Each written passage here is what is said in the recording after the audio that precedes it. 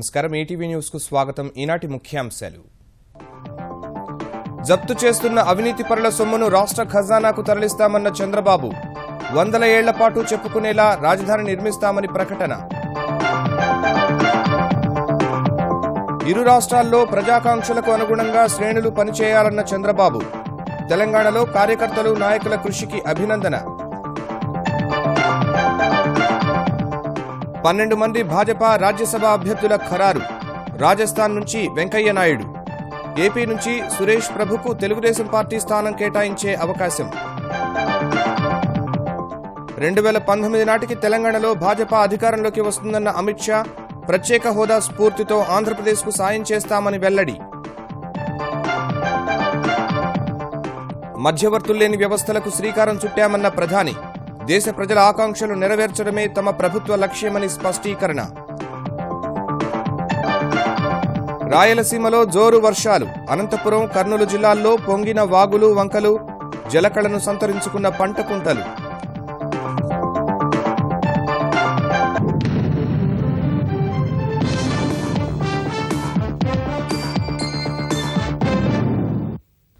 మంచి చేయడం ద్వారా చిరస్థాయిగా ప్రజల గుండెల్లో ఉండాలన్నదే తన ఏకైక కోరికని ముఖ్యమంత్రి చంద్రబాబు స్పష్టం చేశారు. జాతీయ భావంతో దేశభక్తితో పనిచేసేది ఒక్క తెలుగుదేశమేనన్న ఆయన భవిష్యత్లో వైకాపా ఉండదని మహానాడు ముగింపు ఉపన్యాసంలో అభిప్రాయపడ్డారు. 100 ఏళ్లు తెలుగుదేశం గురించి చెప్పుకునేలా ఆంధ్రప్రదేశ్ రాజధానిని నిర్మిస్తామని ప్రకటించారు. ఎన్టీఆర్ స్ఫూర్తితో ఆయన ఆశయ సాధనే లక్ష్యంగా పనిచేస్తున్నట్లు ముఖ్యమంత్రి చంద్రబాబు పునరుద్ఘాటించారు. కష్టాల్లో ఉన్న ఆంధ్రప్రదేశ్లో అమలు చేస్తున్న సంక్షేమ పథకాలను మహానాడు వేదికగా వివరించారు. 2 ఏళ్లలో సంక్షోభాల్ని అవకాశంగా మలుచుకుంటూ పాలనను గాడిలో పెట్టిన తీరును ప్రజల ముందుంచారు. ఆంధ్రప్రదేశ్ అభివృద్ధిని ఏ ఒక్క ప్రాంతానికో పరిమితం చేయబోనని మారుమూల ప్రాంతాలకు అభివృద్ధి విస్తరించాలనేదే తన ఉద్దేశ్యమని వెల్లడించారు. ఒక రాజధాని కట్టడం సులభం కాదు, కానీ రాజధాని కట్టే అవకాశం రావడం చరిత్రలో అరుదుగా వస్తుంది. ఆ అరుదైన అవకాశం మనకొచ్చింది, తెలుగుదేశానికి వచ్చింది. తప్పకుండా కట్టి మన నిజాయితీ నిరూపిద్దాం. 100 సంవత్సరాలు 1000 సంవత్సరాలు మాట్లాడుకోవాలి. పలాని పీరియడ్లో కట్టారు, బ్రహ్మాండ రాజధాని కట్టారు అని మెచ్చుకునే విధంగా రాజధాని కడదాం. అమరావతిని ఒక బ్యూటిఫుల్ సిటీగా, బ్లూ గ్రీన్ సిటీగా, ప్రపంచం మెచ్చుకునే సిటీగా అమరావతి తయారవుతుందని చెప్పి కూడా నేను మీకు తెలియజేస్తున్నాను. ప్రతిపక్షం వైకాపా తీరుపై ఆయన తీవ్రస్థాయిలో మండిపడ్డారు. విధ్వంసక రాజకీయాల పట్ల ప్రజలు జాగ్రత్తగా ఉండాలని కోరారు. కులాల పేరుతో, మతాల పేరుతో, ప్రాంతాల పేరుతో విధ్వంసానికి తెరదీస్తున్నారు. నేరాలు చేయాలనుకుంటున్నారు, ఘోరాలు చేయాలనుకుంటున్నారు. ఈ ప్రభుత్వ కష్టకాలాల్లో అన్ని చేస్తా ఉంది కాబట్టి పూర్తిగా ఈ పార్టీ నామరూపాలు కూడా మర్చిపోయే పరిస్థితి వస్తున్నారు. నేను ఈరోజు ఒకే మాట చెప్తున్నాను. ఆ మధ్యలో ఒక పార్టీ వచ్చింది, ఆ రోజు నన్ను అడిగారు ఈ పార్టీ కథ ఏంటంటే అది ఒక నీటి బుడగ, ఎప్పుడో ఒకసారి ఊస్తే ఆ బుడగ ఆరిపోతుంది. అదే జరుగుతున్నా, అదే జరిగింది. ఈ రోజు చెప్తున్నా, వైఎస్ఆర్ కాంగ్రెస్ పార్టీ ఉండదు, మనుగడ సాధించలేదు, ఆ పార్టీ ఉండే సమస్య లేదని కూడా మీకు తెలియజేస్తున్నా. ఆంధ్రప్రదేశ్లో అవినీతిని అంతమొందించేందుకు కట్టుబడి ఉన్నామన్న ఆయన సీబీఐ, ఈడీలు జప్తు చేస్తున్న అవినీతి సొమ్ము ఏపీ ఖజానాకు చేరేలా కేంద్రంతో చర్చిస్తామని తెలిపారు. అధికారంలో ఉంటే ప్రజలకు సంక్షేమ కార్యక్రమాలు, అభివృద్ధి కార్యక్రమాలు చేసి ప్రజాహితం కోసం ముందుకు పోయాం. అదే ప్రతిపక్షంలో ఉంటే నిరంతరం ప్రజల కోసం పోరాడాం. ఎక్కడా ఎన్నికపోలేదు, ఒక బాధ్యతతో పోరాడాం. ఈరోజు కూడా తెలంగాణ ప్రాంతంలో తెలుగుదేశం పార్టీ నాయకులు, కార్యకర్తలు నిరంతరం పోరాడుతున్నారు. అనేక సమస్యలపైన స్పందిస్తున్నారు. మీ అందరి తరపున ఈ మహానాడు తెలంగాణలో ఉండే ప్రతి ఒక్కరిని మనస్ఫూర్తిగా అభినందిస్తున్నాం, ధన్యవాదాలు తెలియజేస్తున్నాం. అమరావతిలో ఏర్పాటు చేసే 115 అడుగుల ఎన్టీఆర్ విగ్రహానికి తెలుగు జాతి ఆత్మగౌరవ స్ఫూర్తిగా నామకరణం చేస్తున్నట్లు మహానాడు ముగింపు ఉపన్యాసంలో ప్రకటించారు. మహానాడులో చివరి రోజు ఆంధ్రప్రదేశ్కు సంబంధించి 4 తీర్మానాలు ప్రవేశపెట్టారు. సమగ్ర జల విధానం ప్రాజెక్టుల నిర్మాణాన్ని సీనియర్ నేత ధూళిపాళ్ల నరేంద్ర, ప్రతిపక్ష అభివృద్ధి నిరోధక చర్యల తీర్మానాన్ని తెలుగుదేశం జాతీయ ప్రధాన కార్యదర్శి నారా లోకేష్ ప్రతిపాదించారు. కృష్ణా పుష్కరాల తీర్మానాన్ని కొనకళ్ల నారాయణ, అభివృద్ధి పథంలో వ్యవసాయం, అనుబంధ రంగాల తీర్మానాల్ని నిమ్మల కిష్టప్పలు ప్రవేశపెట్టారు. భవిష్యత్తులో తాను పదవులు అనుభవించినా లేకపోయినా తండ్రికి, పార్టీకి మచ్చ తెచ్చే పని మాత్రం చేయనని తెలుగుదేశం జాతీయ ప్రధాన కార్యదర్శి నారా లోకేష్ ఈ సందర్భంగా తెలిపారు. చివర్లో యనమల రామకృష్ణుడు పెట్టిన రాజకీయ తీర్మానాన్ని ఏకగ్రీవంగా ఆమోదించిన మహానాడు చంద్రబాబును కేంద్ర కమిటీ అధ్యక్షుడిగా ఎన్నుకుంది. గత 7 నెలల నుంచి మీరు చూస్తే ఇరిగేషన్ లో, రాజధాని భూముల్లో, రోడ్లలో, మజ్జిగలో కూడా నేను వాటాలు తీసుకుంటున్నానని పదే పదే నా పైన ఆరోపణలు చేస్తున్నారు. ఈ సభాముఖంగా ఈ జగన్మోహన్ రెడ్డి గారిని అడుగుతున్నా, మీకు ధైర్యం ఉంటే ఒక్క ఆరోపణ నిరూపించండి, నేనే స్వచ్ఛందంగా వెళ్ళి జైల్లో కూర్చుంటా. దేవుడి దయ వల్ల నేను పుట్టిన నాటికే మా తాత ముఖ్యమంత్రి, 13 సంవత్సరాలు మా నాన్నగారు ముఖ్యమంత్రి. వాళ్ళంతా మంచి పేరు నేను తెచ్చుకుంటానో లేదో నాకు తెలియదు, కానీ జగన్మోహన్ రెడ్డి గారు లాగా మా నాన్నకు మటుకు నేను చెడ్డ పేరు తీసుకొచ్చే ప్రసక్తే లేదు. ఈరోజు పదవులు తెలుగుదేశం పార్టీకి కొత్త కాదు. ప్రజా ప్రయోజనాల కోసం పదవులు త్యాగం చేసి రాష్ట్ర ప్రయోజనాలు కాపాడిందే కానీ ఎన్నడూ పదవుల కోసం పాకులాడలేదు. కేంద్రం నుంచి నిధులు సాధించుకోవడానికి పోరాడతాం. రాష్ట్రాల ఆర్థిక ప్రయోజనాలే లక్ష్యంగా ముందుకు పోతాం. అన్ని రంగాల్లో అభివృద్ధి చేస్తాం. ఆంధ్రప్రదేశ్, తెలంగాణ, అండమాన్ నికోబార్లతో పాటు పొరుగు రాష్ట్రాల్లో కూడా తెలుగుదేశం పార్టీని విస్తరించి జాతీయ పార్టీగా రూపొందిస్తామని ఈ మహాసభ ఏకగ్రీవంగా తీర్మానిస్తోంది. అంతకుముందు తెలంగాణకు సంబంధించి 4 తీర్మానాలను ఆమోదించారు. శాంతి భద్రతల పరిరక్షణలో ప్రభుత్వ వైఫల్యం, తెరాస హామీలు వైఫల్యాలు, మైనార్టీ గిరిజన రిజర్వేషన్లు ప్రభుత్వ వైఫల్యం, ప్రభుత్వ పథకాలు మితిమీరిన అవినీతి తీర్మానాలను ప్రతిపాదించి బలపరిచారు. వాటన్నింటికీ మహానాడు ఏకగ్రీవ ఆమోదం తెలిపింది. అధికారంలో ఉన్నా ప్రతిపక్షంలో ఉన్న ప్రజల పక్షానే తాము పోరాడతామన్న చంద్రబాబు శ్రేణులు ప్రతిపక్ష పాత్రను చురుగ్గా పోషిస్తూ ప్రజా సమస్యల పరిష్కారానికి కృషి చేయాలని దిశానిర్దేశం చేశారు. రాబోయే శాసనసభ ఎన్నికలలో మిషన్ 99 99 సీట్లు తెలంగాణలో గెలిచి తీర్థం. చంద్రబాబు నాయుడు గారి నాయకత్వంలో వారు ఏ విధంగా అయితే అలంపూర్ నుంచి ఆదిలాబాద్ వరకు నడిచిండ్రో, తెలంగాణ బిడ్డల కష్టాలు తెలుసుకుండ్రో, అదే అలంపూరు జోగులాంబ తల్లి దేవాలయం నుంచి అలంపూర్లో ఇంద్రవల్లి అమరవీరుల స్తూపం వరకు పాదయాత్ర చేస్తాం. తెలుగుదేశం పార్టీని నిలబెడతాం. తెలుగుదేశం పార్టీ ఉంటేనే బడుగు బలైన దళిత గిరిజన మైనార్టీ వర్గాలకు సామాజిక న్యాయం జరుగుతుంది. తెలంగాణలో ఈరోజు మన వాళ్ళ ఆవేదన విన్నాను. వాళ్ళందరూ కూడా చాలా ఆవేదనతో వేకర్ సెక్షన్స్కి అక్కడ గుర్తింపు లేదు, అభివృద్ధి లేదు, సంక్షేమం కూడా నీరుగారిపోతా ఉంది. బడుగు బలహీన వర్గాల సంక్షేమానికి ప్రాధాన్యత ఇవ్వాలని, వాళ్ళని రాజకీయంగా అన్ని విధాల పైకి తీసేందుకు కోసం ప్రభుత్వం అన్ని శ్రద్ధలు తీసుకోవాలని చెప్పి మన నాయకులు చెప్పారు. దాన్ని పూర్తిగా ఏకీభవిస్తూ మనం అందరం కూడా ఏకగ్రీవంగా ఈ తీర్మానాన్ని ఆమోదిస్తున్నాం. అమరుల త్యాగాల స్ఫూర్తితో తెలంగాణ అభివృద్ధికి మరింత కష్టపడాలని ఇంజనీర్లను తెలంగాణ నీటిపారుదల శాఖ మంత్రి హరీష్ రావు కోరారు. మెదక్ జిల్లా సంగారెడ్డి, సదాశివపేట మండలాల్లో గంగత్వ కాలువ ఆధునికీకరణతో పాటు మిలిగిరిపేట, మల్కాపూర్ చెరువుల్లో మిషన్ కాకతీయ పనులకు శంకుస్థాపన చేశారు. తిరుపతి మహానాడులో తెలంగాణ తెలుగుదేశం నేతల తీరును హరీష్ రావు తప్పుబట్టారు. ప్రాజెక్టుల నిర్మాణాలపై ఆంధ్రప్రదేశ్ ప్రభుత్వం చెబుతున్న అభ్యంతరాలపైన మండిపడ్డారు.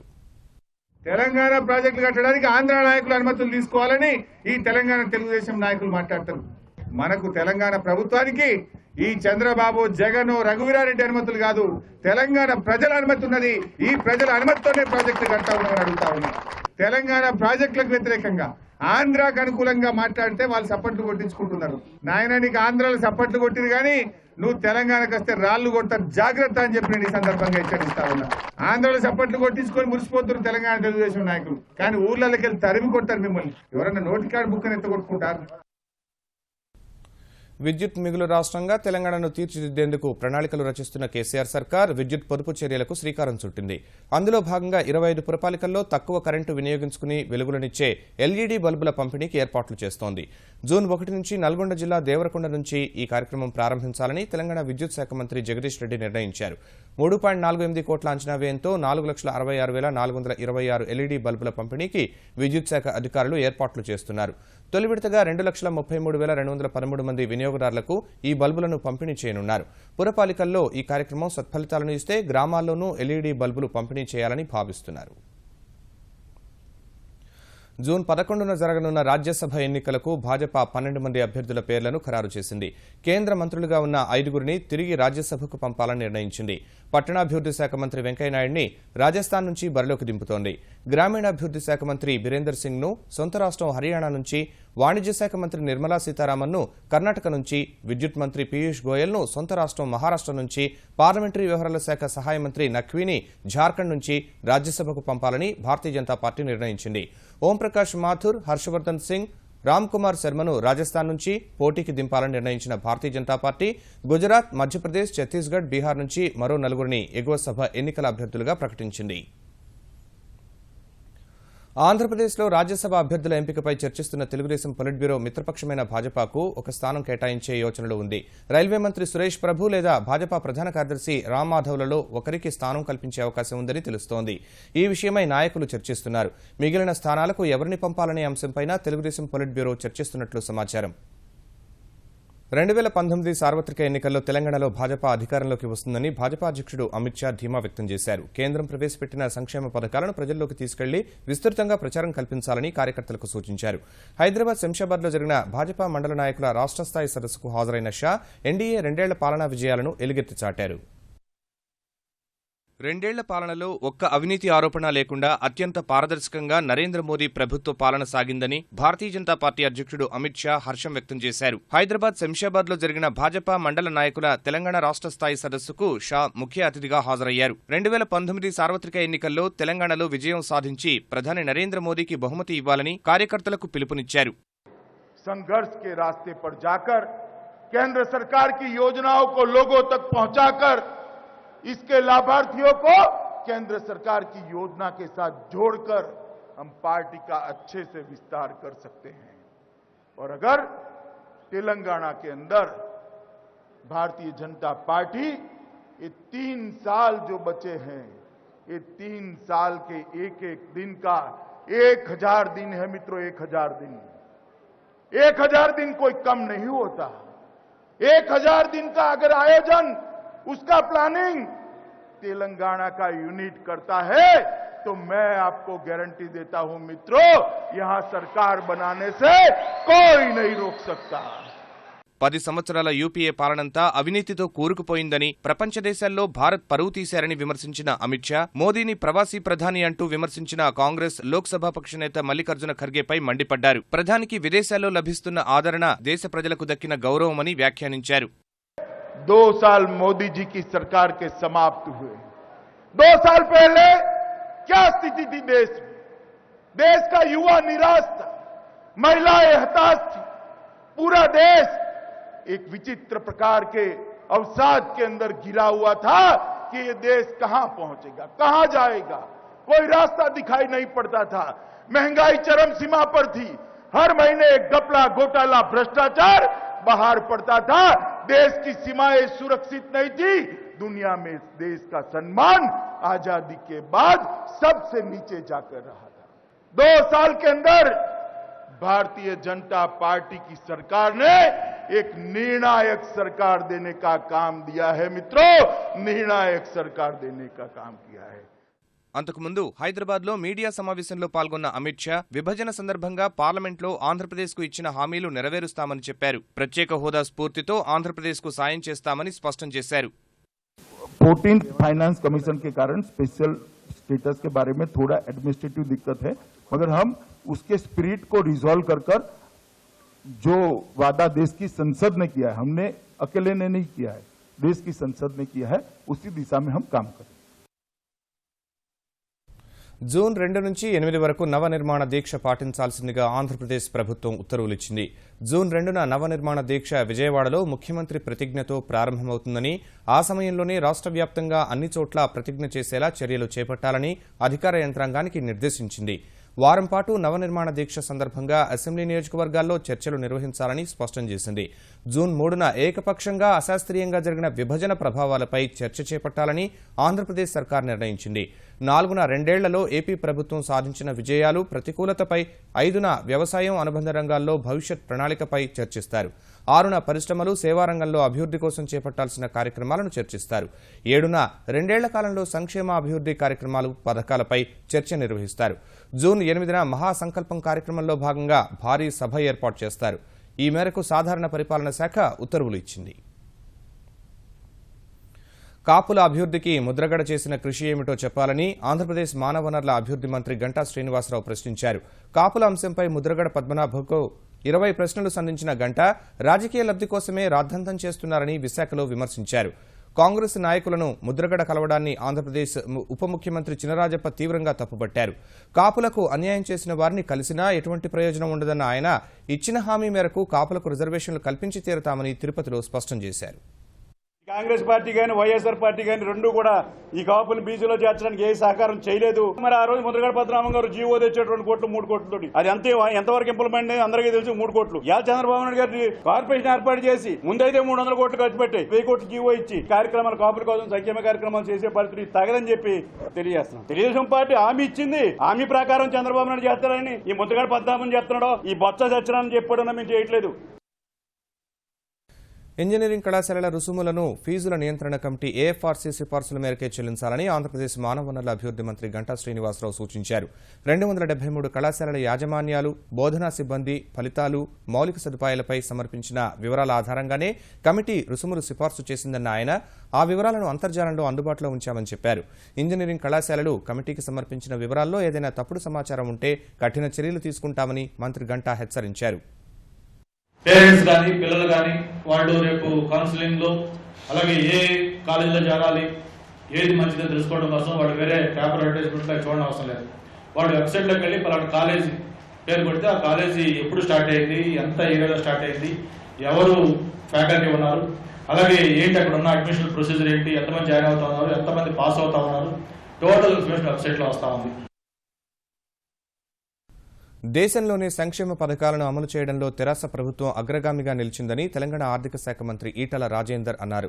ముఖ్యంగా కార్మిక రంగాన్ని పటిష్టం చేసి వారి కోసం పలు సంక్షేమ కార్యక్రమాలను కేసీఆర్ ప్రభుత్వం చేపడుతోందన్నారు. జూన్ 2న తెలంగాణ రాష్ట్ర ఆవిర్భావ దినోత్సవానికి సంబంధించి తెరాస కార్మిక విభాగం రూపొందించిన గోడ పత్రికను తెలంగాణ భవన్లో ఆవిష్కరించిన ఈటల వాడవాడలా ఆవిర్భావ దినోత్సవం ఘనంగా జరుపుకోవాలని పిలుపునిచ్చారు. తెలంగాణలో పెట్రోలియం ట్యాంకర్ల యజమానులు మరోసారి సమ్మెబాట పట్టారు. పెట్రోలియం ఉత్పత్తుల రవాణాపై వ్యాట్కు నిరసనగా ఈ అర్ధరాత్రి నుంచి సమ్మెకు దిగుతున్నట్లు Telangana petroleum tank truck owners association తమ నిర్ణయాన్ని వెల్లడించింది. పెట్రోలియం రవాణా ఛార్జీలపై విధిస్తున్న 14.5% వ్యాట్ ఎత్తివేతపై వాణిజ్య పనుల శాఖ కమిషనర్తో జరిగిన చర్చలు విఫలమయ్యాయి. యజమానుల సంఘం డిమాండ్లపై వాణిజ్య శాఖ 2 రోజులు గడువు కోరింది. సమ్మెతో తెలంగాణ వ్యాప్తంగా 3,000కు పైగా పెట్రోలియం రవాణా ట్యాంకర్లు నిలిచిపోనుండగా 2,000కు పైగా ఎల్పీజీ సిలిండర్ రవాణా ట్రక్కులు ఆగిపోనున్నాయి. సమ్మెకు మద్దతు తెలిపిన ఆంధ్రప్రదేశ్ పెట్రోల్ లారీ యజమానుల సంఘం ఏపీ నుంచి పెట్రోల్ సరఫరా చేయమని స్పష్టం చేసింది. మానస సరోవరం యాత్రలో తెలుగు యాత్రికులు నరక యాతన అనుభవిస్తున్నారు. నేపాల్ పర్యాటక సంస్థ ద్వారా 15 రోజుల క్రితం బయలుదేరి వెళ్లిన 55 మంది తెలుగు యాత్రికులు చైనా, నేపాల్ సరిహద్దులోని హిల్సాలో ఉండిపోయారు. ఇందులో 13 మంది మహబూబ్నగర్ జిల్లాకు చెందిన వారున్నారు. పర్యాటక సంస్థ 4 రోజులుగా సరైన వసతి కూడా కల్పించడం లేదని ఆందోళన వ్యక్తం చేసిన యాత్రికులు చిన్న గదిలో 6-7గురిని ఉంచి ఇబ్బందులకు గురిచేస్తున్నారని వాపోతున్నారు. హిల్సాలో వాతావరణ పరిస్థితులు తట్టుకోలేక గుజరాత్కు చెందిన ఓ యాత్రికుడు మృతి చెందగా మృతదేహాన్ని తరలించేందుకు 18 లక్షల రూపాయలు ఖర్చవుతుందని టూరిజం సంస్థ చెప్పింది. గత్యంతరం లేక అక్కడే తన భర్త మృతదేహాన్ని భార్య ఖననం చేయించింది. తీవ్రమైన ఎండలతో అల్లాడిపోతున్న అనంతపురం, కర్నూలు జిల్లాల్లోని పలుచోట్ల నిన్న రాత్రి నుంచి కురిసిన వర్షాలు ప్రజలకు అధిక ఉష్ణోగ్రతల నుంచి ఊరటనిచ్చాయి.